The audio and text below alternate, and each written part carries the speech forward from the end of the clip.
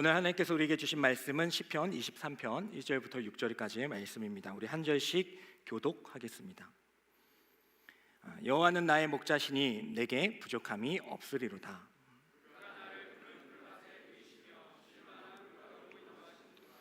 내 영혼을 소생시키시고 자기 이름을 위하여 의의 길로 인도하시는도다.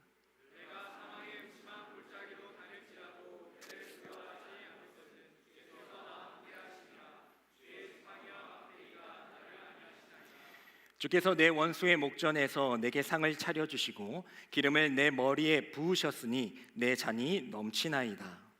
내 평생의 선하심과 인자하심이 반드시 나를 따르리니 내가 여호와의 집에 영원히 살리로다. 아멘. 이 말씀은 살아계신 하나님의 말씀입니다.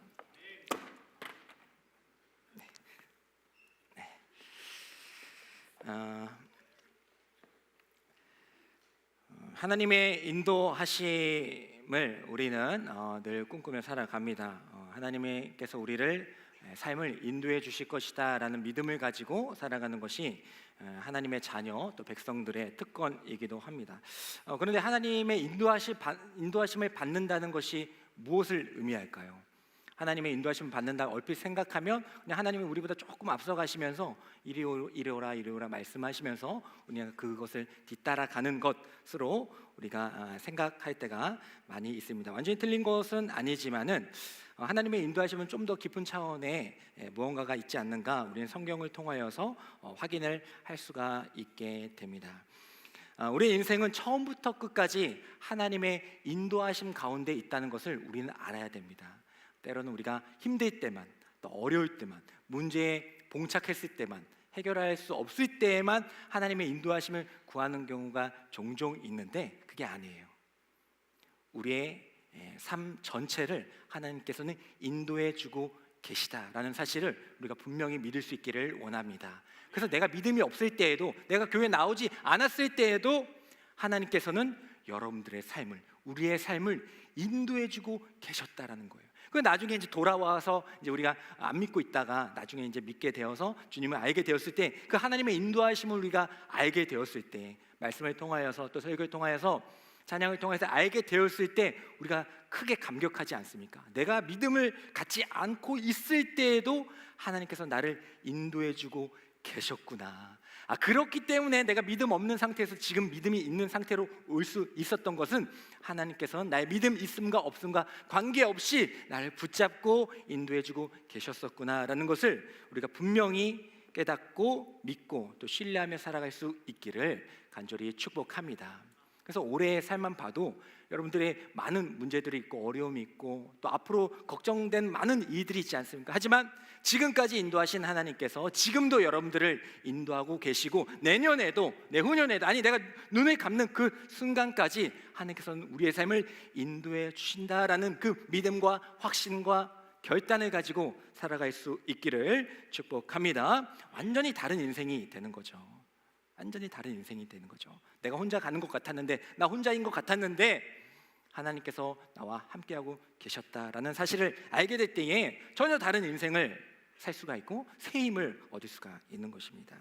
그래서 오늘 하나님의 인도하심이라는 주제로 함께 말씀을 나눌 때에 특별히 우리가 너무나도 사랑하는 시편, 다윗의 시편 23편의 말씀을 통하여서 하나님의 인도하심이 어떤 것인지에 대해서 조금 더 들어가 보는 그런 시간을 갖도록 하겠습니다. 먼저 우리 시편 23편 1절의 말씀을 한번 읽도록 하겠습니다. 시작.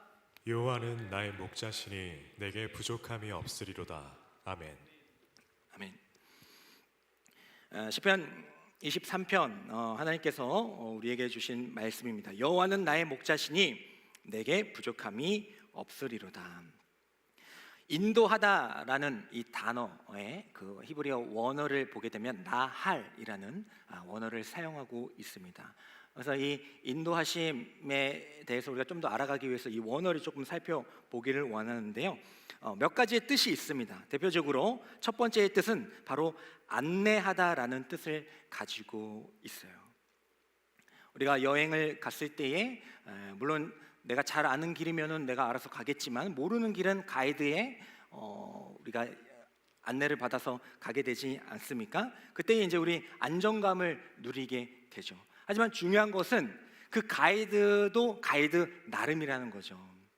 좀 베테랑이고 경험이 많은 가이드를 우리가 선택했을 때 좀 금액이 높겠죠. 그럴 때에는 정말 지름길로 혹은 또 잘 이렇게 거래를 해가지고 되게 빠르게 진행할 수 있는 많은 것들을 경험할 수 있는 그런 길들을 우리에게 여행을 제시하기도 하고요. 하지만 이제 막 초보이거나 온 지 얼마 안 됐거나 아직 발이 넓지 않은 그 가이드를 따라가게 될 때에는 좀 험난한 그런 여행을 하게 되는 경우도 우리가 종종 발견하게 됩니다. 그래서 인도하다라고 했을 때 그것이 안내하다라는 뜻을 가지고 있는데, 우리는 그 하나님께서 우리를 인도하신다 할 때에 하나님에 대한 신뢰를 기본 바탕으로 하고 안내를 받아야 된다는 거예요. 저 가이드가 잘하는 가이드인가 긴가민가 하면 안 된다라는 겁니다. 하나님께서는 모든 것을 아시는 전지전능하신 하나님이시기 때문에, 우리의 삶을 통틀어 이미 다 보고 계신 하나님이시기 때문에 우리는 그 하나님을 신뢰함으로, 그 가이드를 신뢰함으로 그것을 따라갈 수가 있어야 한다라는 겁니다. 오늘 다윗은 오늘 1절 말씀에서 하나님과의 관계를 먼저 설정하는 거예요.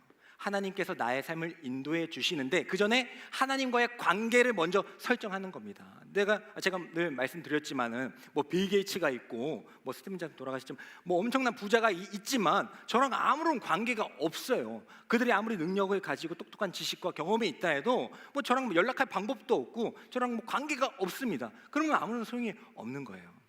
하지만 그 사람이 뭐 나의 아버지가 된다든지 뭐 가까운 친척이 된다고 하면 상황은 완전히 달라지죠. 마찬가지입니다. 우리가 하나님의 인도하심을 받는다고 할 때에 가장 기본적으로 설정해야 될 초기 단계는 바로 하나님과 나의 관계를 확신하는 거예요. 그래서 다윗은 이렇게 얘기하고 있습니다. 하나님은 나의 목자이시다. 하나님은 그런 목자라는 분이시여 라고 그냥 명제를 이야기한 것이 아니라 하나님은 나의 목자이시다. 물론 이런 목가적인 그런 또 향토적인 소박한 이런 표현들, 약간 농촌의 분위기가 나는 이런 목자와 양 이런 느낌을 가지는 것은 사실은 이 다윗이 뭐 창출해낸 그 비유는 아닙니다. 그 당시 이미 히브리 전승에 의하면, 고대 전승에 의하면 하나님을 목자로 여기고 백성들을 양으로 여기는 그 비유들이 이미 많이 있었어요. 다만 이제 다윗이 이제 목동이었기 때문에 그 전승이 더 와닿겠죠. 얘는 직접 경험을 했으니까 그냥 이야기로 들은 것이 아니라 목자는 양을 이렇게 돌보는 것이지, 목자는 이렇게 지켜주는 것이지라는 걸 본인이 해봤으니까 이제 그것을 더 와닿을 수가 있었다라는 겁니다. 그래서 다윗은 그냥 자기가 만들어낸 그런 개념이 아닙니다. 하나님이 나의 목자이시다. 하나님이 나의 목자이시다라는 이 개념은 이미 앞서 성경에 기록된 것을 끄집어내서 그가 고백했다라고 우리가 할 수가 있는 거예요. 그래서 우리가 여호와는 나의 목자시니 내게 부족함이 없습니다라는 이 고백 우리가 너무나도 다윗의 고백으로 듣고 있지만 그 전에 하나님께서 말씀하셨던 부분에서 한번 이 느낌을 가져보도록 하겠습니다. 신명기 2장 7절의 말씀을 보면요, 이렇게 기록하고 있어요. 다윗의 이전의 시대, 이스라엘 백성들이 출애굽하고 광야에 있을 때 주신 말씀 한번 읽어보도록 하겠습니다. 시작. 내 하나님 여호와께서 내가 하는 모든 일에 내게 복을 주시고 내가 이 큰 광야에 두루 다님을 알고 내 하나님 여호와께서 이 40년 동안을 너와 함께 하셨으므로 내게 부족함이 없었느니라 하시기로. 아멘. 아멘. 이미 다윗이 말하기 전에 하나님께서는 나는 너의 목자고 너의 광야 생활 가운데에서 너희들을 돌보고 인도하고 있었다. 그렇기 때문에 너희는 부족함이 없을 것이다 라고 이미 하나님께서 말씀해 주셨고, 다윗은 그 하나님의 뜻을 알았기 때문에 자신의 삶에 비추어서 그것을 고백할 수가 있었다라는 겁니다. 여기서 말하고 싶은 것은 여러분들이 막연하게 하나님의 인도하심이라는 것을 그냥 하나님 좋은 개념이다, 또 하나님 인도하심 너무 좋다, 이런 개념으로 그냥 끝내면 안 된다는 거예요. 다윗도 이 위대한 다윗, 이 시편의 저자인 이 다윗도 그냥 만들어낸 게 아니에요. 이미 있는 하나님의 말씀과 하나님의 행하심을 알고 그것을 근거로 해서 이런 시편을 쓰고 고백할 수가 있었다라는 겁니다.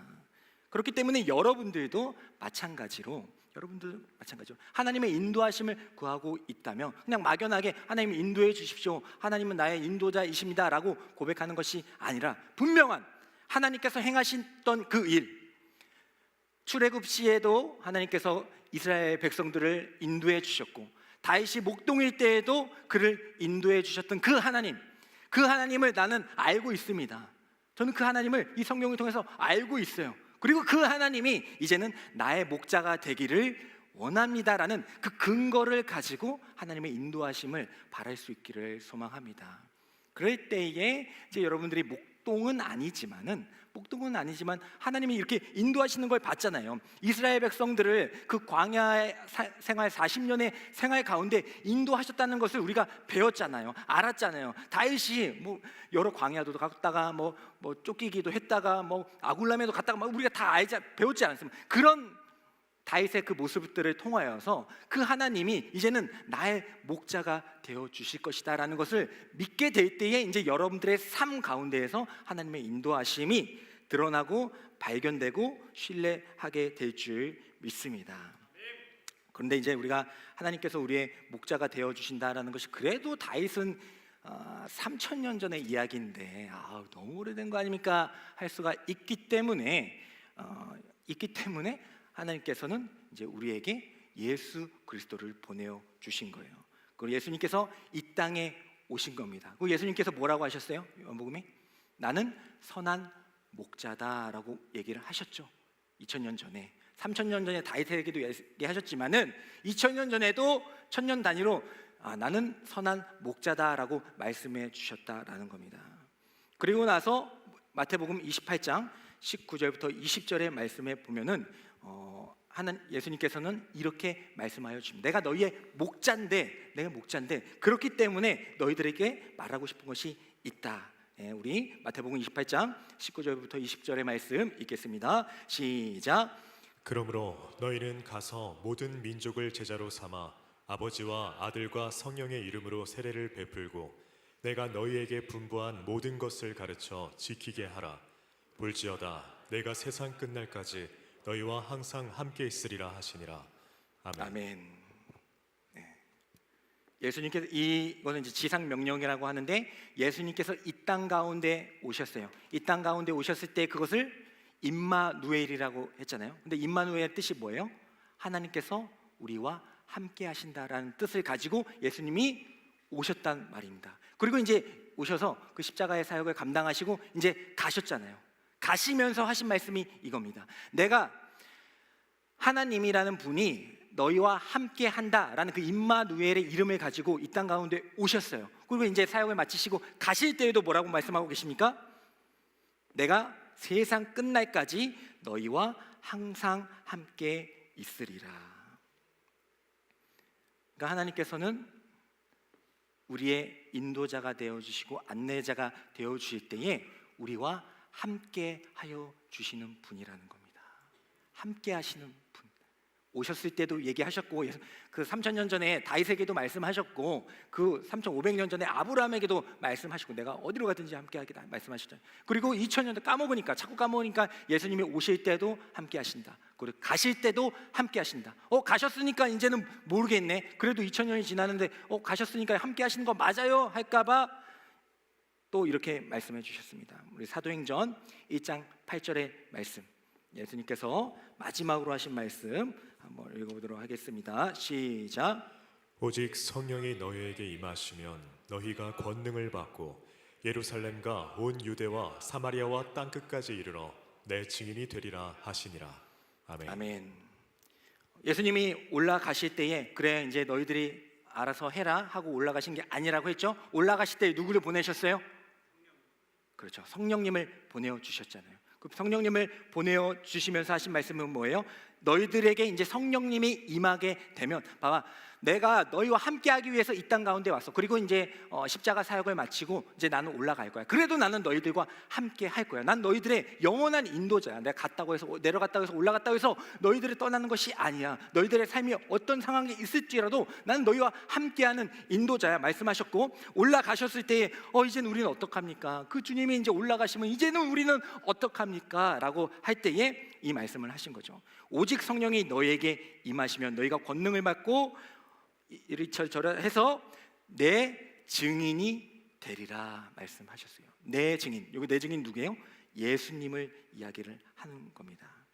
그러니까 성령님이 임하시면, 성령님이 임하게 되면은 너희는 내 증인이 되게 될 거야. 증인이라는 게 뭐예요? 증인이라는 것은 무엇인가를 본 사람을 증인이라고 하는 거잖아요. 그러니까 너희들이 성령님이 임하시면 2000년 전에 우리 예수님 보신 분이, 명확하게 보신 분이 누가 있겠어요? 환상 가운데 보신 분도 계시지만은 대부분은 그렇지 않잖아요. 그렇다고 할 때에 그 2000년 전에 그 예수님 우리가 어떻게 합니까? 지금 2000년 후에 우리 교회 지금 다니고 있는데 예수님 어디 있어요? 어디 있어요? 할 때에 성령님이 너희 안에 있게 되면은 너희들이 예수님을 나를 본 것과 같은 그런 효과를 가지게 될 것이다라고 약속해 주고 계시다라는 겁니다. 그래서 우리가 지금 성령님이 우리와 함께 하실 때에 우리는 예수님께서 우리와 이 안에 계심을, 예수님께서 내 안에 계심을 우리는 성령님을 통하여서 확인할 수가 있게 되는 거예요. 그래서 성령님이 오셨다라는 겁니다. 그래서 우리는 하나님의 인도하심은 어떠한 순간이 아니라, 여러분들의 어떤 삶의 어떤 순간이 아니라 정말 일로 가야 돼요, 절로 가야 돼요, 이 대학을 가야 됩니까, 말하면 이 사람을 만나야 됩니까, 말아야 됩니까, 어떤 순간에서만 인도하신다는 것이 아니라 세상 끝날까지 우리와 함께 하시는 분이심을 믿고 하나님의 인도하심을 따라 살아갈 수 있기를 간절히 소망합니다. 근데 이제 우리의 생각이 들어가니까 하나님의 인도하심대로 살아가지 못할 때가 있어요. 내비게이션, 차의 내비게이션에 보면 목적지를 딱 찍었는데 왠지 이쪽으로 가면 더 빠른 것 같아가지고 옆으로 셀 때가 있어요. 근데 막 거기 가면 이제 막히게 되고, 이제 내비게이션이 이제 전체적인 그 데이터를 통계해서 이제 주는 거니까 어느 정도 정확하지 않겠습니까? 근데 이제 이쪽으로 가면 빠르겠지 했다가 잘못 가는 경우도 있어요. 내 생각 때문에, 내 욕심 때문에 그런 경우들이 있습니다. 하지만 그 길로 갔다고 해서 끝났다, 끝났다 이게 아니라 그때 다시 내비게이션은 방향을 설정해서 다시 목적지로 이끌어 가게 된다라는 것입니다. 잘못 길로 갔으니까, 나 이 길로 갔으니까 이제 하나님 나와 함께하지 않겠네가 아니라 이 길로 갔지만 하나님의 인도하시면 처음부터 끝까지라면서요. 내가 이쪽을 틀었다고 해서, 내가 죄를 졌다고 해서 얘는 끝났다 이게 아니라 내가 틀었지만 내 욕심으로 해서 나 일로 가고 싶은데 해서 욕심으로 틀었을지라도 물론 조금 돌아갈 수는 있고 시간이 걸릴 수는 있겠지만은 그 하나님의 인도하심은 우리의 삶을 전체를 통과하고 있기 때문에 다시 하나님이 원하시는 방향대로 우리를 이끌어가고 계시다는 것을, 끝까지 방향을 틀었다고 해서 우리를 떠나시는 것이 아니라 방향을 틀었을 때에도 우리와 함께하고 계시다는 것을 우리는 신뢰하면서 나아갈 수 있기를 간절히 축복합니다. 하나님의 인도하심이라는 단어가 나할이라고 했잖아요. 이 나할은 피엘 동사라고 합니다. 그래서 약간의 강제적으로 또 약간 시키는, 그리고 만들어내는 그런 느낌을 주는 동사입니다.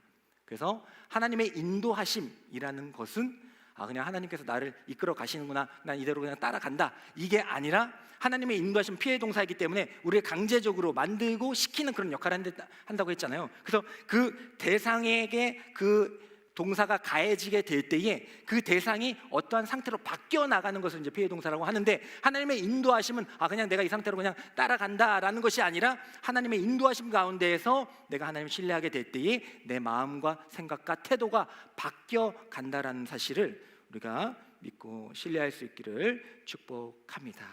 그러니까 여러분들의 인생 가운데에서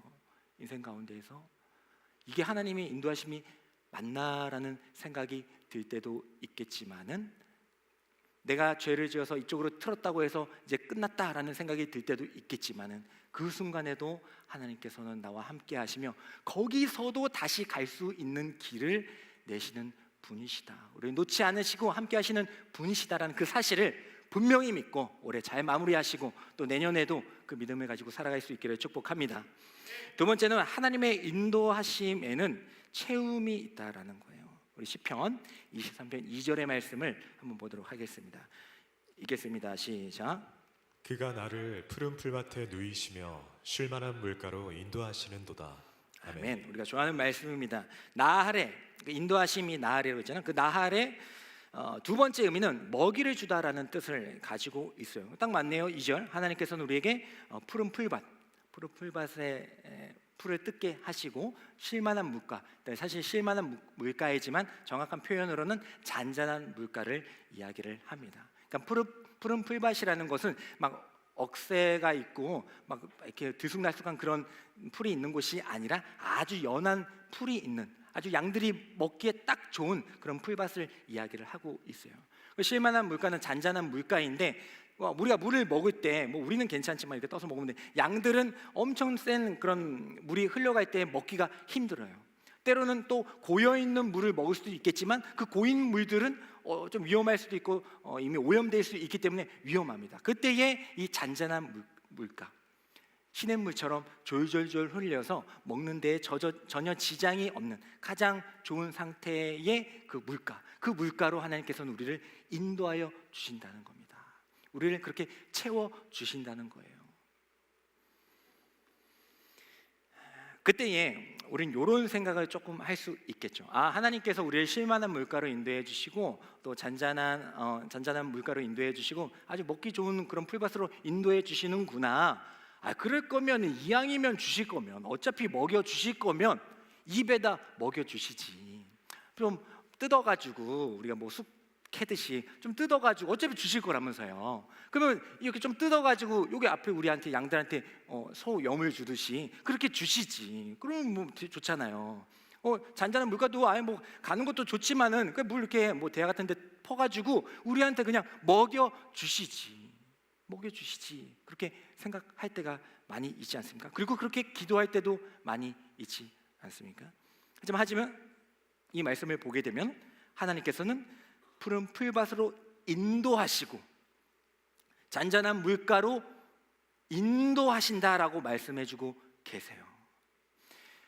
그 팔레스틴 지역은 대부분이 사막이고 풀밭이 별로 없습니다. 그럼 이 말은 뭐예요? 그냥 물론 이렇게 하고 우리를 채워주시는구나라고 생각할 수도 있겠지만은 그런 좋은 곳들이 별로 없어요. 대부분이 사막이고. 근데 그곳에 인도하신다는 건 뭐예요? 그곳에 가기까지 우리는 사막과 광야를 지나가게 된다라는 겁니다. 그럴 거면 그냥 다 먹여주시지, 뽑아서 그냥 우리한테 먹여주시지 할 때가 있지만은 하나님은 일부러 우리를 인도하신다는 거예요. 그 광야를 지나가게 하신다라는 겁니다. 떠다 먹여주지 않는다는 거예요. 우리 얼마 전에 여호수아 할 때 스스로 개척하라 말씀하지 않으십니까? 아니 걔네 다 무찔러 주실 거면 이왕 약속된 땅이면은 다 그냥 정리하시고 뭐 불을 내리시든지 번개를 쳐가지고 다 정리하시고 그냥 들어가게 하셔도 되잖아요. 약속의 땅이라면서요. 주시겠다고 말씀하셨으니까. 근데 하나님은 그렇게 하시지 않는다는 겁니다. 왜요? 그렇게 하게 될 때에 인간의 그 연약함을 알기 때문이에요. 예전에 그 어느 나라의 정확한 나라는 기억이 안 나지만 어느 갈매기가 엄청 많이 있었대요. 근데 이제 관광객들이 많으니까 그 배를 타고 관광객들이 이제 하도 오고 갈 때에 뭐 새우깡이나 먹이들을 막 줬다고 합니다.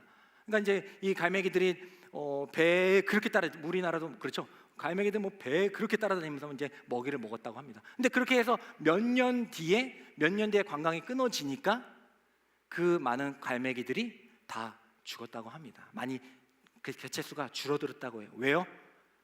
하도 그냥 주는 것만 쉽게 얻어 먹으니까 그게 사라져 버리니까 실제로 잡는 거를 까먹어 버린 거예요.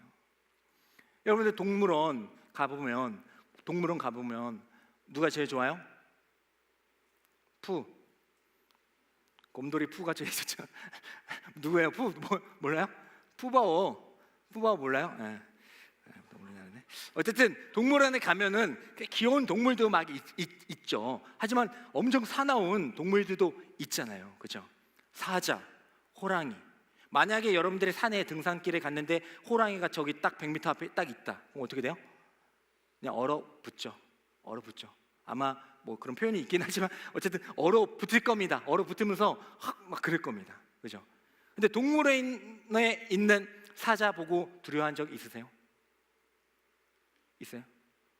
뭐 정말 막 무서운 분도 있겠지만 대부분 없죠. 왜요? 왜요? 동물원 사자는 왜요? 똑같은 크기인데. 고양이? 에? 다 갇혀 있으니까 그것도 맞습니다만 제가 원하는 답은 아닙니다. 갇혀 있는 것도 맞지만 여러분들 동물원 딱 이번에 가보면 알겠지만 가보세요. 그럼 사자랑 호랑이 어떻게 하고 있어요? 막 하면서 뛰어다니면서 막 뭐 다니면서 막 그럽니까? 대부분 그렇죠. 대부분 거의 엎드려 있어요. 다 그죠? 다 이렇게 팔짱 끼고 누가 누굴 구경하는지 몰라, 그죠? 하품하면서 누가 누굴 구경하는지 하면서 대부분 이러고 있어, 그잖아요. 막 치면 그제서야 시끄러면서 딴 데 가고 이런 정도란 말이에요. 왜 그래요? 왜 그래요? 야생성을 잃어버린 겁니다. 야생성을 잃어버린 거예요. 동물원에 하도 갇혀 있으니 하도 주는 것만 생닭만 이렇게 먹으니까 야생성을 잃어버린 거예요. 그래가지고 실제로 그런 동물들 뭐 방생한다고 해가지고 자연에 풀어놓으면 죽는 경우들이 많이 있습니다. 하나님이 우리에게 인도하신다고 할 때 푸른 풀과 푸른 초장 다 주세요. 그냥 기도만 하면 그냥 다 주세요. 주실 수 있는 분이십니다. 그런 능력이 없으시겠어요? 여러분들 기도하는 것마다 다 들어주십시오 할 때 정말 그렇게 들어주시면 너무나도 감사하죠. 실제로 그러실 때도 있고요. 근데 하나님은 그런 것들을 원하지 않는다라는 거예요. 최종적인 목표로 그걸 삼지 않는다라는 겁니다. 하나님께서는 우리가 그 광야를 지나서 푸른 풀밭으로 가기를 원하세요. 그러니까 그 광야를 지나서 쉴만한 물가로 가기를 원하십니다. 그래야 우리가 믿음의 야생성을 잃어버리지 않아요. 바로 그냥 다 줘버리면 기도하는 대로 다 들어주잖아요. 그럼 나중에는 기도가 잘못된 기도로 가게 됩니다. 하나님 그걸 원하지 않으십니다. 바로 다 주실 수 있는 분이지만 우리를 광야의 길을 걷게 하시는 거예요. 그러니까 하나님이 나를 인도하시는데 왜 광야가 있습니까? 하면 안 된다는 거예요. 그 광야를 통하여서 푸른 초장을 주신다는 거예요. 그 광야에서 훈련 받아서 가나안 땅에 들어가게 하신다니까요.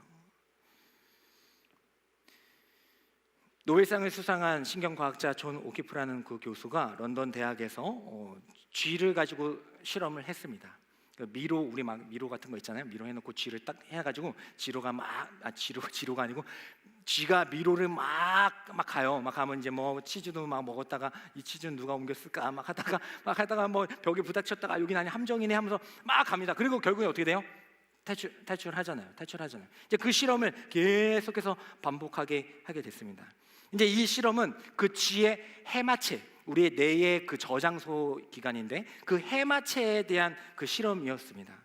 이 해마체의 그 반응을 보기 위한 실험이었어요. 이제 뭐 어떻게 뭘 꽂았는지 해가지고 그 쥐가 어느 지역에 갈 때에 그 해마체가 어떻게 움직이는지 반응하는지 그 위치 세포들이 어떻게 움직이는지를 이제 데이터화할 수 있는 그런 장치를 했던 것 같습니다. 그래가지고 그렇게 실험을 했는데 이 쥐들이 어떤 특정 지역에 막 왔다 갔다 막 하다가 어떤 특정 지역에 갔을 때에 정말 막 막다른 골목이나 약간 정말 갈림길에 있을 때 그 지역에서 그 해마체들이 그 위치 세포들이 활발하게 움직인다는 것을 발견하게 되었어요. 그 지역에서만 그 지역에 가기만 하면은 그 쥐들이 이거 어디로 갈까 하면서 그 위치 세포들이 막 활발하게 움직인다는 것을 알게 되었습니다. 아, 그렇구나. 어떠한 갈림길, 어떠한 벽, 어떠한 함정 그런 가운데에서 이 쥐들은 그 자신의 본능과 상관없이 그 무의식적으로 그 위치 세포들이 여긴 가면 안 돼, 야 여긴 가면 안 돼, 야 여긴 함정이야, 여긴 막혀 있는 하면서 활발하게 움직이게 된다는 것을 알게 되었어요. 그리고 나서 어떻게 했느냐? 그렇구나. 이 지역에 가니까 A 지역에 가니까 아주 이렇게 활발하게 세포들이 움직이네. 참 신기하다. 어떻게 이 지역에만 그럴까 했는데 나중에 이제 어떤 다른 개체군의 그 쥐들을 데리고 이 쥐들은 바로 그 위치에 수레를 타고 약간 그 자동차 같은 거를 타고 그 지역에 놓게 되었습니다. 어떻게 됐을까요? 어떻게 됐어요? 그랬을 때에 그들의 해마체는 반응하지 않았다라는 겁니다. 벽에 부닥치고 함정에 빠졌다가 막 갈림길에 섰다가 막 갔다가 그 위치에 갔을 때에는 막 반응하는 거예요. 아, 이거 어떻게 하지 막 반응하는 그런 반응을 보였다는 거예요. 근데 그 쥐들을 그런 거 없이 그냥 바로 이렇게 데리고 가서 그 지역에 딱 놨을 때에는 똑같은 위치인데 전혀 반응하지 않았다라는 겁니다. 우리가 지난 시간 다윗 이야기하면서 다윗이 목동이었다가 막 블레셋에 넘어갔다가 그 어디 굴에 숨었어요. 이거 시험해 볼까? 어디 굴이요? 아굴람 굴. 한 명에게 아굴람 굴에 갔잖아요. 근데 물론 우리는 다윗이 목동에서부터 왕이 된다는 것을 알고 있어요. 하나님 기도해 주시면 다윗과 같은 믿음 정도면 그냥 스트레이트로 보내셔야죠라는 생각이 왜 안 들겠냐고요. 여러분들 믿음 있다고 생각할 때 그렇게 기도하시잖아요. 제가 이렇게 믿음이 있으니까 저 그 기도 반드시 들어주십시오 할 때 많이 있잖아요. 왜냐하면 내가 믿음이 있으니까 내 믿음으로 가지고 그 광고할 때 그거 주십시오 할 때가 있잖아요. 근데 안 들어주면 이거 어떻게 된 건가? 하나님 계신가? 의심할 때가 있잖아요. 맞는가 의심할 때. 근데 그게 아니라는 거예요. 하나님은 그 길을 걷게 하신다는 겁니다. 부딪히고 함정에 빠지고 갈림길에 서게 하심으로써 만들어 가신다는 거예요. 그게 인도하심이라는 겁니다. 항상 순탄한 길만 가고 믿음으로 다 기도하면 다 이루어지는 그런 성도의 삶은 없습니다. 그래서 다윗이 블레셋에 갔다가 광야에 갔다가 결국 이제 다시 또 아굴람 굴에 갔잖아요. 굴에 갔더니 막 희한한 사람들, 막 아픈 사람들, 병든 사람들 다 와가지고 야, 이 사람들을 가지고 어떻게 하냐 했을 때 하나님의 마음을 가지고 하나님의 뜻을 하나, 하나님의 인도하심을 알아서 그들을 받아줬잖아요. 받아줬을 때 어떻게 됐습니까? 그들로 하여금 헤브론에 가게 되고 거기서 유다의 왕이 되고 결국에는 그들로 하여금 예루살렘의 왕이 되지 않습니까? 바로 보내실 수도 있는 분이시지만은 바로 푸른 초장으로 보내실 수도 있는 분이시지만 바로 여러분들이 기도한다고 할 때 믿음 대단하십니까? 바로 들어주실 수 있는 분이시지만은 하나님께서는 그 광야의 시간 통해 그 미로의 그 장소를 통하여서 그 아굴람을 통하여서 더 하나님을 의지하고 하나님의 마음을 품을 수 있는 하나님의 마음을 가지고 사랑할 수 있는 기회들을 열어주셔서 우리들을 그렇게 만들어 가신다는 것을 그것이 하나님의 인도하심이라는 것을 우리가 분명히 기억할 수 있기를 간절히 소망합니다. 그러니까 야, 내 하나님을 믿는데 이게 맞아? 하나님 내가 그렇게 봉사했는데 그렇게 헌금했는데 그렇게 예배드렸는데 그렇게 눈물로 기도했는데 이게 맞아요? 하지 말라는 거예요. 그 광야, 그 고난, 그 외로움, 그 괴로움 하나님께서는 그걸 거쳐가게 하시면서 물론 나의 죄로 인해서 내 욕심으로 해서 튼 부분도 있겠죠. 하지만 하나님께서는 그것을 계속해서 하나님의 길로 인도하시면서 결국에는 헤브론을 거쳐 예루살렘으로 인도하여 주실 줄 믿습니다. 그래서 오늘 시편의 말씀에 그런 장소적인 변화를 보게 되면요, 처음에는 아주 잔잔한 물가와 초장에 있다가 나중에는 이제 잔치집으로 가게 됩니다. 어두운 골짜기, 사망의 음침한 골짜기를 지났다가 이제 잔치집으로 갔다가 나중에 이제 여호와의 집으로 가게 된다라는 것을 우리가 알 수가 있어요. 그냥 바로 푸른 초장 갔다가 바로 그냥 여호와의 집으로 가실 수도 있는 부분이지만 하나님께서는 사망의 어두운 골짜기도 지나가게 하신다. 하지만 뭐예요? 내가 사망의 음침한 골짜기로 다닐지라도 해를 두려워하지 않을 것은 뭐예요? 왜요? 주께서 나와 함께 하심이라. 주께서 나를 인도하고 계심이라. 이게 맞나? 이게 맞아요? 내 생각에 그런 의심이 들 때도 있지만 내가 죄를 지어서 틀 때도 있지만 그래도 주님은 나와 함께 하심이라. 그 믿음을 가지고 우리가 살아가게 될 때에 하나님께서 우리에게 원하는 삶을 이뤄나가게 될 줄 믿습니다. 저도 목회 제가 끽해봤자 15년 정도 했지만은 인생을 살아보면 40여 년 되니까 이게 정말 맞나 할 때가 왜 없었겠습니까? 여러분들도 간증 여러 번 했지만 이게 하나님 맞아요? 내가 하나님을 위해서 어렸을 때부터 기어초교회 목사 아들로 가난하게 살면서 이게 맞습니까? 제가 이렇게 믿음을 가지고 내 인생을 바친다고 했는데 이게 맞아요? 할 때가 왜 없었겠어요? 너무나도 많았죠. 너무나도. 그리고 뭐 그 인생을 매년 하면서도 그 뭐 가난하게 살고 막 무시당하고 멸시당하고 옮겨가다 이사를 수십 번 막 그러면서 왜 그런 원망을 하지 않았겠습니까? 믿음이 없었으니까. 군대도 얘기했죠. 뭐 그러니까 뭐 오늘 시간 군대 얘기하잖아요. 군대에서 뭐 각자의 군대가 빡세다고 하지만 우리가 객관적으로 갔다 오신 분들은 좀 아실 겁니다. 저희가요 그 90mm 무반동총 보직을 받았어요. 아시는 분? 아마 이건 지금은 아마 사라졌을 거예요. 아마 왜 사라져요? 이건 인간의 무기가 아니니까. 너무 비효율적이니까. 제가 설명했죠. 그 저팔계가 매는 바주카포 쉽게 설명하면 90mm 무반동 총입니다. 총이에요. 근데 왜 이만하냐고. 총이라며. 그래서 총이네. 무반동 되게 좋네. 방방 쏘면 되나? 총이라며. 근데 그걸 생각 못해. 90mm를 생각해 보니까 9mm가 아니고 90mm라고? 90cm. 이게 어떻게 총입니까? 이게 총알이에요?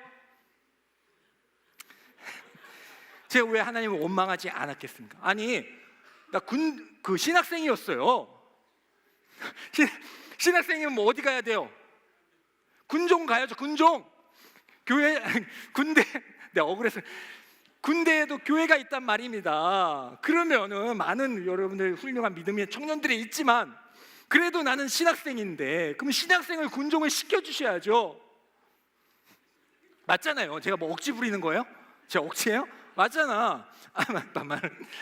맞잖아요. 근데 왜 무반동총을 들게 하시냐는 거예요. 근데 이제 뭐 이걸 하면 뭐 약간의 각설이 할 수 있겠지만, 근데 진짜로 그런 은혜가 있긴 했어요. 제가 무반동총을 딱 들고 훈련을 뛰는데 하나님 이게 뭡니까? 도대체 이게 뭡니까 하면서 이거 메고 가는데 햇빛이 뒤에서 쫙 비치죠. 그 앞에 그림자 어떤 모양?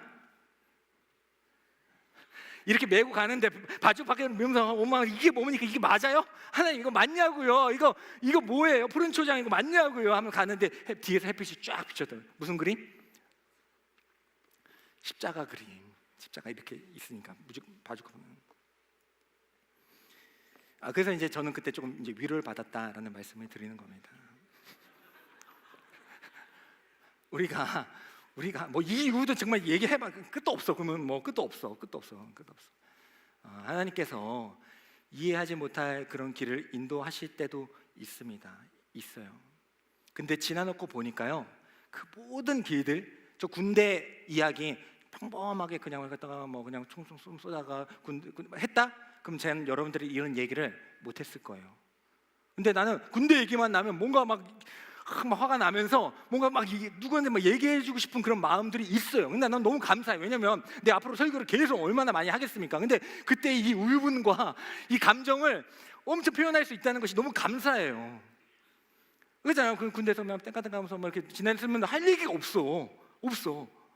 근데 거기서 너무나도 힘들게 했던 그 모든 기억들이 다 하나님께서 나를 만들어 가시고 이끌어 가시고 또 사용하시기 위한 소스였다는 것을 전 알게 됐을 때 너무나도 감사한 거예요. 또 제가 하나만 더 얘기 시간 없지만 제가 몇 수? 제가 고등학교 몇 수? 삼수 안 해보셨죠? 삼수 장수 해보신 분 별로 없잖아요. 제가 그렇게 멍청한 게 아니라고 했죠? 그때 고등학교 때 전교 1등도 했다고 했죠? 멍청한 사람이 아니에요. 멍청한 사람이 아닌데 삼수했습니다. 물론 이제 공부보다 그 오락을 더 많이 해서 그런 거지만 어쨌든 그거지만 삼수를 했습니다. 이거 뭡니까? 그래도 저는 한 가지는 변하지 않아요. 뭐 오락을 하든 친구들과 놀러 다니든 뭘 하든 한 가지는 변하지 않았어요. 제가 그래도 하나님의 영광을 위해서 살아가겠습니다. 저를 인도해 주십시오. 그거는 변하지 않았어요. 뭐 어떤 짓을 해도 물론 잘못한 거지만 그건 변하지 않았습니다. 근데 하나님 이게 뭡니까? 그냥 제가 처음엔 체대 가려고 했으니까 그거 예비 몇 번 그냥 채워줘서 그냥 그때 한치대에 들어갔으면 됐잖아요. 그러면 제가 뭐 운동적으로 여러분들 뭐 헬스장에서 만나고 있을 수도 있겠지만 어쨌든 어떤 일이 모르지만 난 하나님의 영광을 위해서 살겠습니다. 근데 왜 떨어뜨렸냐고요. 그 재수할 때 뭐가 일어났다고 했어요?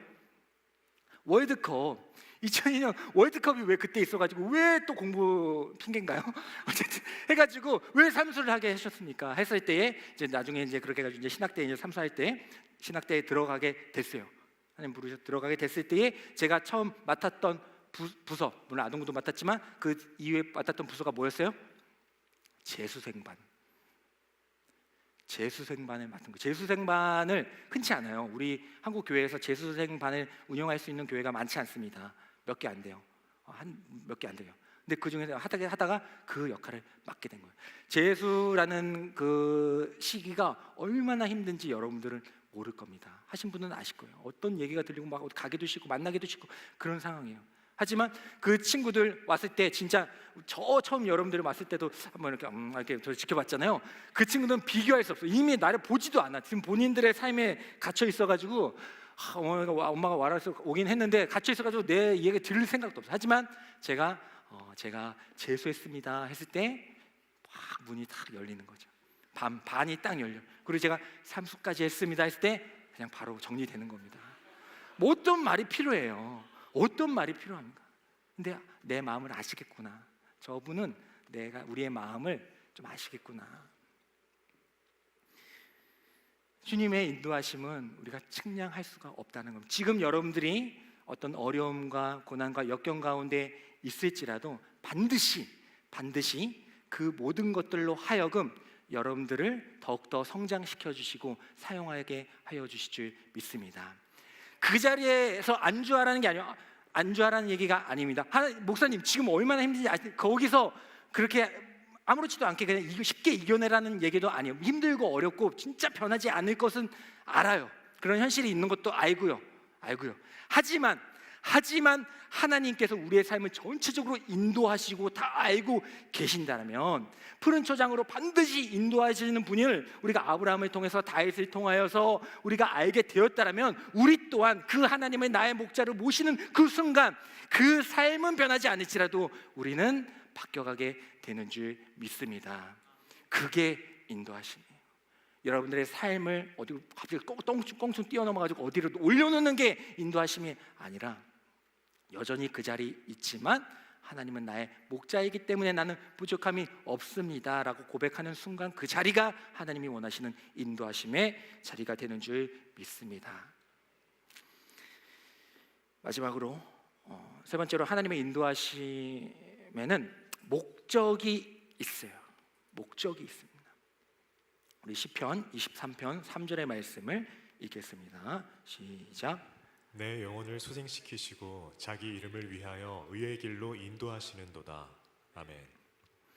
내 영혼을 소생시키신다. 내 영혼을 소생시킨다. 그러니까 거의 이제 뭐 죽어가던 자에서 이제 다시 살아나게 됐을 때 이제 소생한다라고 하잖아요. 정말 죽어가던 자에서 양들이 이제 목이 말라고 먹을 것이 없어서 죽어가던 자였지만은 주님이 그들을 인도하셔서 다시 살려내셨다라는 겁니다. 물을 주고 먹이를 줘서 살려내셨다라는 거예요. 그리고 자기 이름을 위하여 의의 길로 또 인도하십니다. 의의 길로 의의 길이라는 건 뭐니까 뭐 바른 길, 뭐 좋은 길이라고 할 수도 있겠지만 뭐 성경이 전체적으로 봤을 때는 하나님의 말씀대로 사는 삶이라고 할 수가 있어요.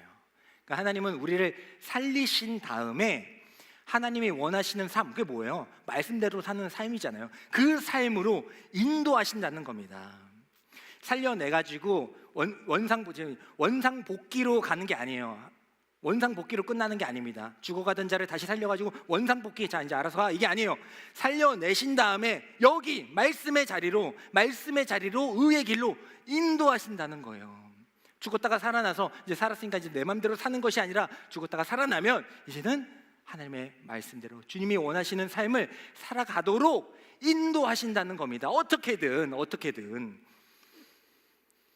그래서 회복 탄력성이라는 말이 있잖아요. 어려운 역경과 시련에 실패했지만 그것을 도약으로 발판을 삼아서 더 높이 뛰어 올릴 수 있는 그 마음을 회복 탄력성이라고 합니다.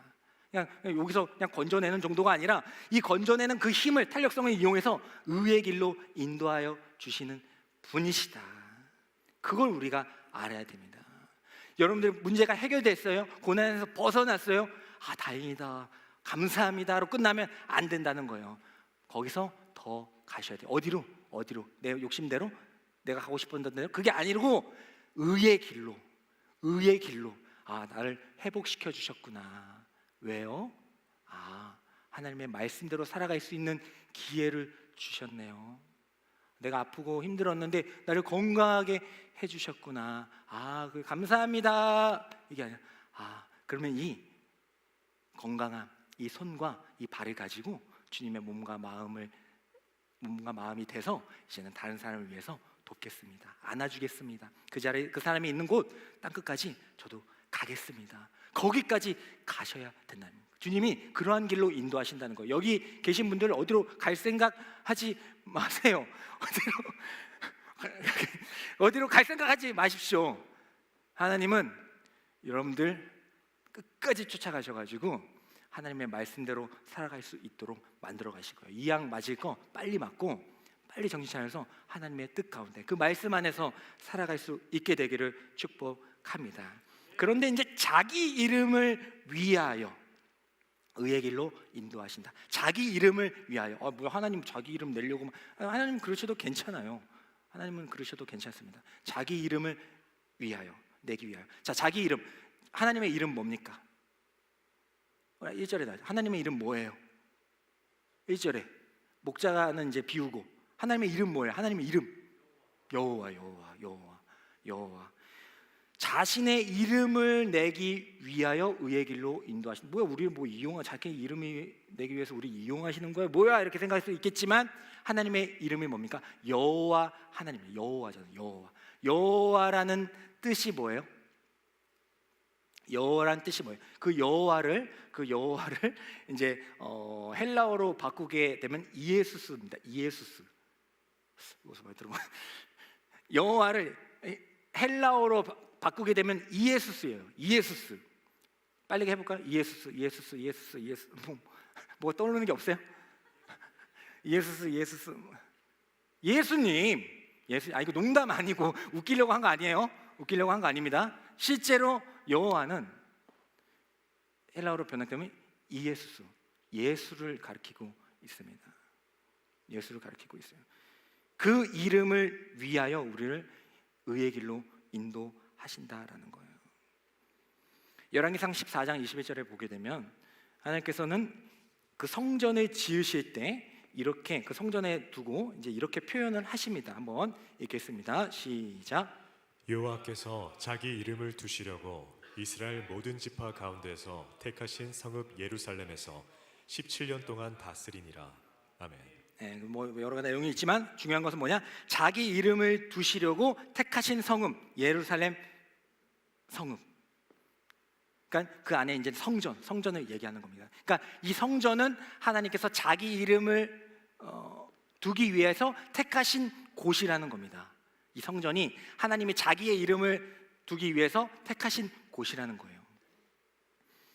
그리고 이제 우리가 한 두세 달 전에 함께 나눴지만, 나누고 그냥 그러다 끝나면 안 돼요. 다 연관하면서 여러분들 계속 쌓아가야지. 뭐 10년, 20년이 됐는데 아직 그 개념 모르면 안 된다는 거예요. 자, 성전 얘기 나왔습니다. 자, 하나님이 구약에 지금 말씀을 읽어보니까 자기 이름을 내기 위해서 성전을 지으셔. 택하신 곳, 예루살렘 안에 성전이 있으니까 그곳을 택하셨다고 말씀하고 계십니다. 자, 그 성전, 구약의 그 성전이 신약으로 넘어와서 어떤 분이십니까? 누구예요? 참된 성전, 이렇게 하면 아시죠? 참된 성전 누굽니까? 예수님이시잖아요.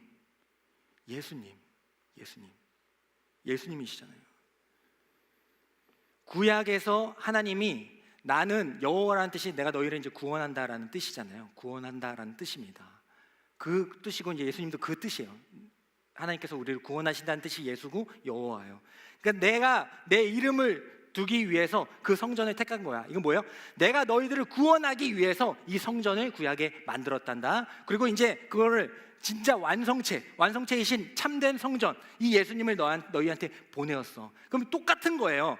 예수, 여호와 똑같은 겁니다. 하나님의 이름을 위해서 성전을 지었다면서요. 근데 이 예수도 똑같은 이름이라면서요. 그래서 예수님이 우리의 성전이 되셔서 예수님이 오셨구나, 우리를 죽으셨구나, 이것도 맞지만은 예수님을 통하여서 우리는 하나님이 우리를 구원하시는 분이시라는 것을 알게 되는 겁니다. 그래서 그 예수라는 이름을 우리에게 허락하여 주신 거예요. 그래서 우리는 결국에는 하나님께서 의의 길로 인도하신다. 자기 이름을 위하여 의의 길로 인도하신다. 그 길의 끝 목적, 그 목적지는 어디냐? 바로 예수 그리스도가 되는 겁니다. 그 성전으로 나아가는 거예요. 우리 막 인생을 막 살아가잖아요. 여러분들 막 80대, 90대 언젠가 다 죽을 거 아닙니까? 그때 최종 목적지가 어디냐면 대단한 명예, 목사, 뭐 그런 게 아니라 그런 게 아니에요. 그런 게 아니라 예수 그리스도입니다. 여러분들이 죽기 전에 가야 할 최종 목적지, 하나님이 그 모든 삶을 왔다 갔다 하시면서 이리 굴렀다 저리 굴렀다 하시면서 이끄시고자 하는 그 최종 목적지, 하나님의 그 목적, 바로 예수 그리스도. 그래서 시편, 우리 시편 23편 우리 너무나도 많이 알고 그래서 푸른 초장 생각하고 사망의 음침한 골짜기 있을 때도 지켜주시고 함께하시고 이제 좋죠, 좋지만 이제 마지막에 어디로 갑니까? 이제 마지막에 어디로 가요? 이제 푸른 풀밭도 갔다가 물가로 갔다가 이제 잔치집을 사망의 골짜기 지나 잔치집 갔다가 이제 이 다윗입니다. 이 믿음의 조상 이 다윗이 최종적으로 내가 갈 곳은 어디인가? 시편 23편 6절. 요거를 이제 포인트를 안 읽고 그냥 내가 워낙 푸른 풀밭 이러고 있으면 안 된다는 겁니다. 이게 제일 중요한데, 시편 23편 6절의 말씀을 우리 마지막으로 고백하면서 그 말이 맞는지 한번 살펴보겠습니다. 읽겠습니다. 시작. 내 평생의 선하심과 인자하심이 반드시 나를 따르리니 내가 여호와의 집에 영원히 살리로다. 아멘. 다윗이 마지막으로 한 고백이에요. 여호와의 집 어디입니까? 어디예요? 다시 여호와의 집 어디예요? 성전. 다윗이 이 시편을 통해서 뭘 얘기하고 싶은지 알겠어요? 푸른 풀밭이 아니에요. 쉴만한 물가가 아니에요. 사망한 음침한 골짜기, 그래서 위로해 주셔서 감사합니다, 이게 아닙니다. 그 모든 것들 다 했는데 이렇게 다 했는데, 그런데 제가 가고 싶은 것은 바로 여호와의 집, 성전, 하나님의 이름이 드러나는 곳, 하나님의 이름 여호와, 예수, 하나님께서 우리를 구원하신다. 그걸 알기 위하여 저는 그 성전에 가기를 원합니다. 신약에 우리는 예수 그리스도, 예수님이 우리를 구원하기 위해서 참된 성전이 되셨잖아요. 우리는 그 여호와의 집 예수님께 가기를 원합니다라는 그 고백이 바로 이 시편 23편의 가장 중요한 부분이라는 것을 우리가 믿고, 이제는 여러분들의 목적지, 하나님께서 여러분들을 인도하시는 그 목적을 분명히 아시고, 이 다윗과 같이 하나님, 저의 최종 목적지는 바로 예수 그리스도입니다. 그간의 모든 삶, 고난도 있고 역경도 있고 아픔도 있고 건강도 있고 만남과 헤어짐이 있고 다 여러 가지가 있지만 저희의 최종 목적지는 바로 예수 그리스도, 그 이름, 하나님께서 우리를 구원하신다. 그게 저의 최종 목적지, 제가 눈 감을 때 마지막 고백해야 할 고백입니다 라는 것을 우리가 다 같이 입술로 고백하면서 마음속에 새기면서 살아갈 수 있기를 간절히 축원합니다.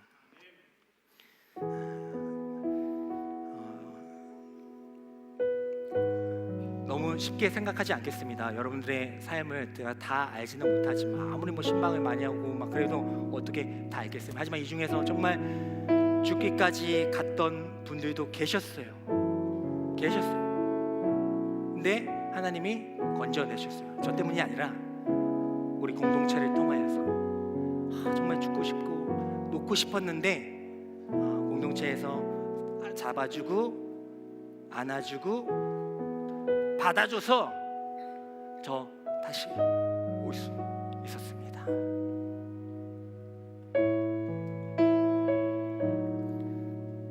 그래서 많은 기도 제목이 있지만 잘 되고 성공하고 많은 그런 것도 감사하지만 저는 이 공동체 너무나도 사랑하게 되었습니다. 그래서 저도 하나님의 인도하심을 받아 그냥 기도 제목 들어줬다고 감사하고 끝나는 게 아니라 저도 그렇게 받은 그 사랑, 그 사랑, 그 예수 그리스도의 그 사랑을 함께 나누며 살겠습니다 라고 고백을 하더군요. 우리 더스토리 공동체 앞으로 갈 날이 너무나도 많습니다. 하지만 이제 어떻게 되든 여러분들의 삶이 어떻게 되든 분명히 한 가지 기억하십시오. 우리는 다른 길 가는 건 아니에요. 예수의 길. 그래서 그 목적지에서 다 같이 만나서 모여서 하나님을 기뻐 찬양할 수 있게 되기를 간절히 축복합니다.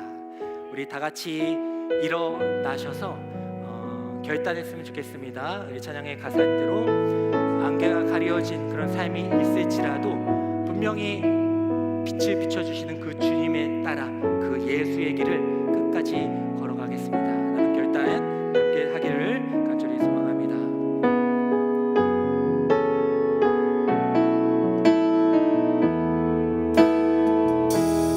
안개 속에서 주님을 보내 아무도 없을 것 같던 그곳에서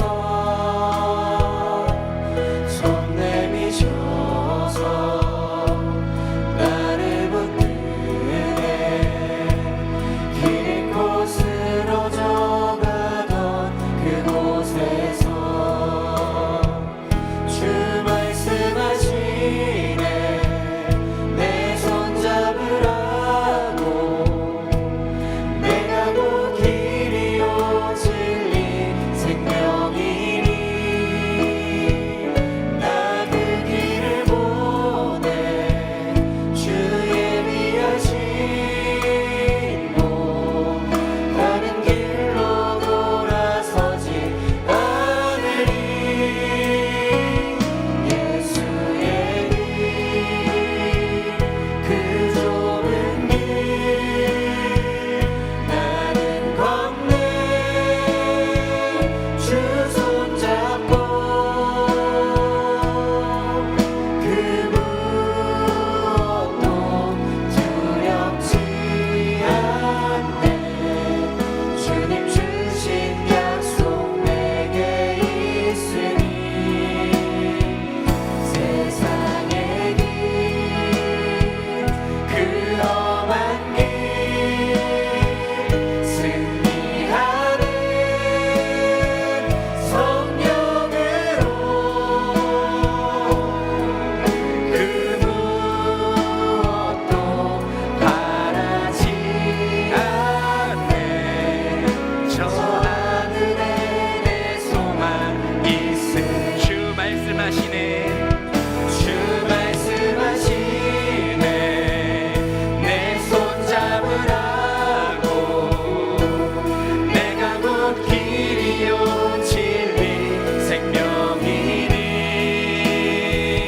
나 그 길을 보내 주 예비하신 곳 다른 길로 돌아서지 않으리 오직 예수의 길 예수의 길 그 좁은 길 나는 걷네 주 손잡고 우리와 함께하여 주시는 하나님, 우리를 인도하여 주시는 그 하나님을 바라보면서 끝까지 그 길을 걸어나갈 수 있는 저희들이 되게 하여 주시옵소서. 세상의 길이 너무나도 좋아 보이고 우리를 유혹할지라도 우리는 오직 예수의 길, 우리를 인도하시는 그 예수의 길, 최종 목적지, 하나님께서 우리를 지으신 최종 목적, 그것을 이루며 오직 예수의 길을 걸어갈 수 있는 저희들이 되기를 간절히 소망합니다. 우리 청년들의 모든 삶을 주장하여 주시고 그 삶 가운데서 함께하여 주시며 인도하여 주시옵소서.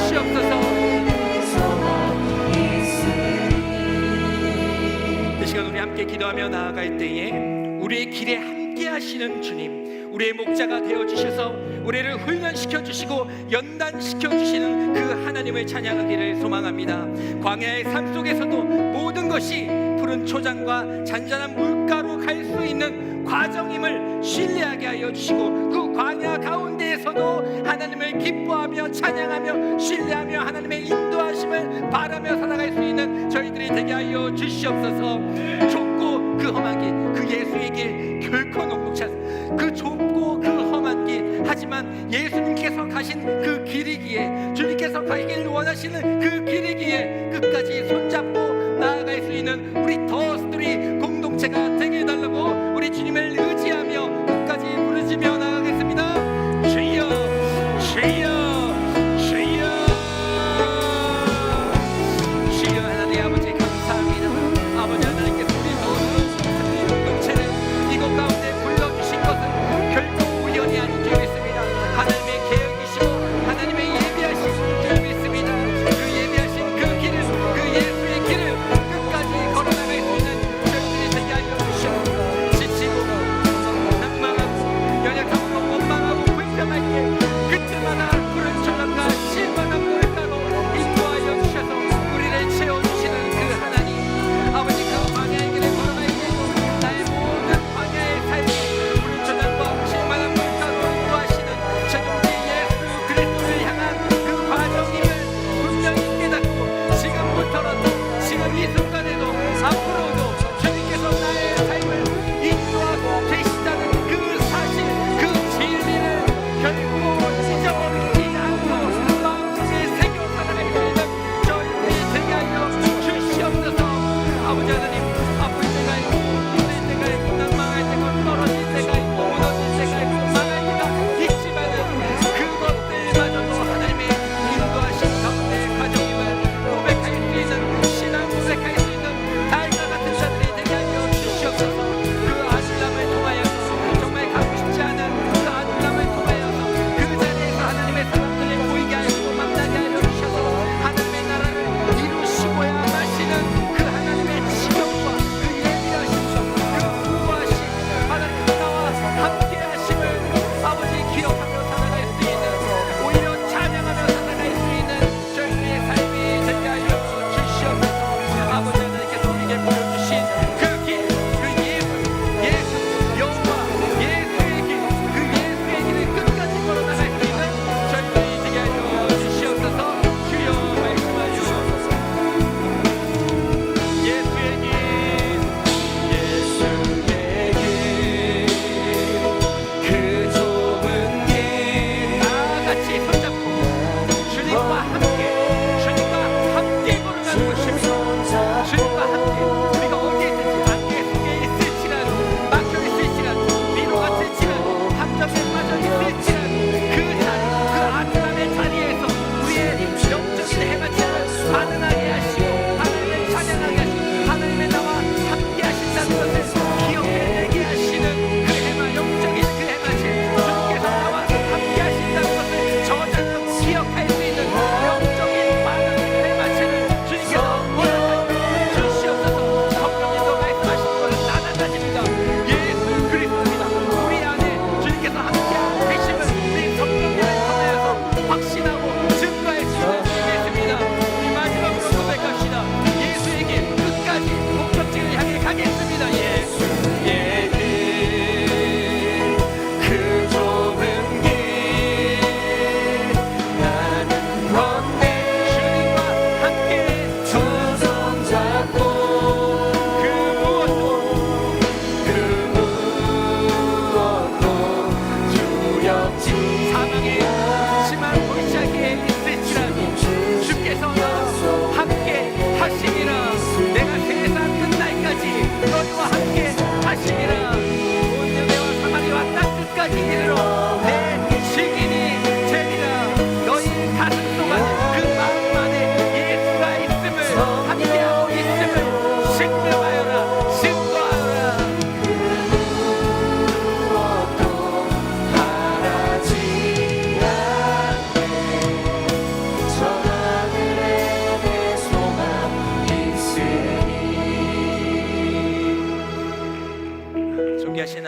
아버지 감사합니다. 우리를 너무나도 사랑하시기 때문에 우리의 죄와 우리의 연약함으로 주님이 원하시지 않는 방향으로 갈 때도 있지만 그곳에서도 주님을 기억하게 하시고 그곳에서도 함께하여 주셔서 최종 목적지 그 예수의 길, 그 예수의 길로 인도하시는 그 하나님을 찬양하며 살아갈 수 있는 저희들이 되게 하여 주시옵소서. 우리 영적인 해마체 어떤 순간 그 미로와 함정과 고난과 역경 가운데에서도 예수 그리스도를 기억해낼 수 있는 주님께서 나와 함께하고 계심을, 이것은 변하지 않는 그 진리임을 기억해낼 수 있는, 저장할 수 있는 영적인 해마체를 우리에게 허락하여 주시옵소서. 그리하여서 그곳에 바로 갈 수도 있겠지만 그 모든 광야의 과정과 순간순간들을 통하여서 결국에는 하나님의 모습으로, 하나님의 사람으로 만들어 가시고 이끌어 가시는 그 하나님의 지경과 그 계획하심과 예비하심을 이제는 조금은 알아 그 순간 가운데에서도 광야에서도 오히려